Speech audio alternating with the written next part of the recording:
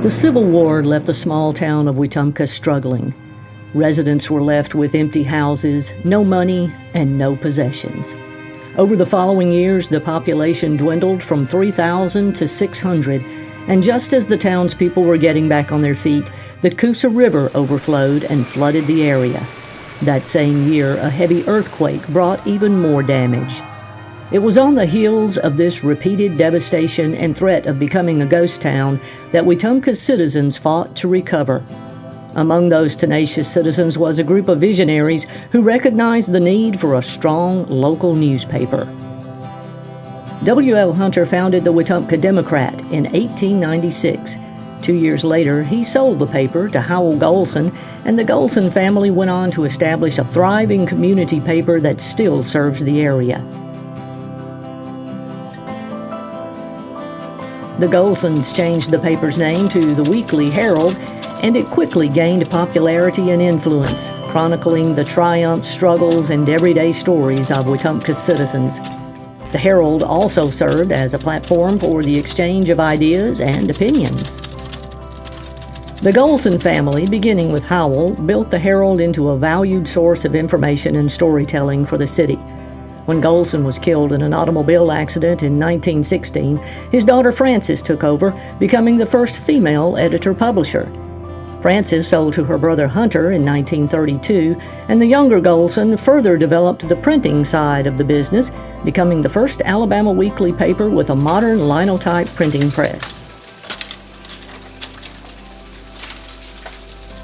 In 1936, Frances and her brother-in-law Winton Bateman bought back into the Herald. Following Hunter's death in 1942, his son Bill Golson moved from editor of the Tallahassee Tribune to take over the Herald. The newspaper became a trusted voice, guiding the community through the turbulent times of 2 world wars, more flooding, and fires. In the late morning of May 11, 1949, a spark from equipment in the Herald's bindery department ignited a pile of waste papers. The fire grew quickly, destroying the printing press and creating considerable damage to the Herald's building. While numerous papers were printed at the Wetumpka office, it was the Herald itself running on the press at the time of the fire. And although a day or so late, the Herald still published its weekly edition to the relief of its loyal readers. Another of the Golson sisters, Florence, and her husband, Hal Fisher, stepped in to assist Bill Golson in the late 50s. Following Bill's death, the Golson family sold the paper to John and Ellen Harris.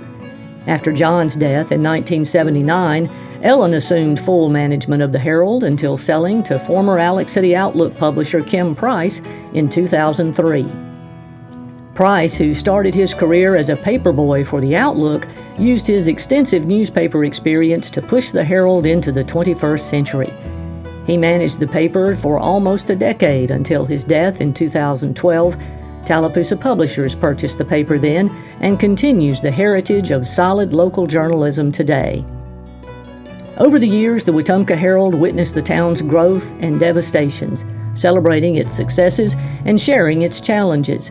Today, the Herald remains a beacon of journalism, preserving the town's history, documenting its present, and shaping its future. Our dedicated team continues to capture the essence of Wetumpka, bringing forth stories that reflect the spirit of its people. From the beginning, the editors, publishers, and owners of the Herald have been dedicated and highly respected in the newspaper industry.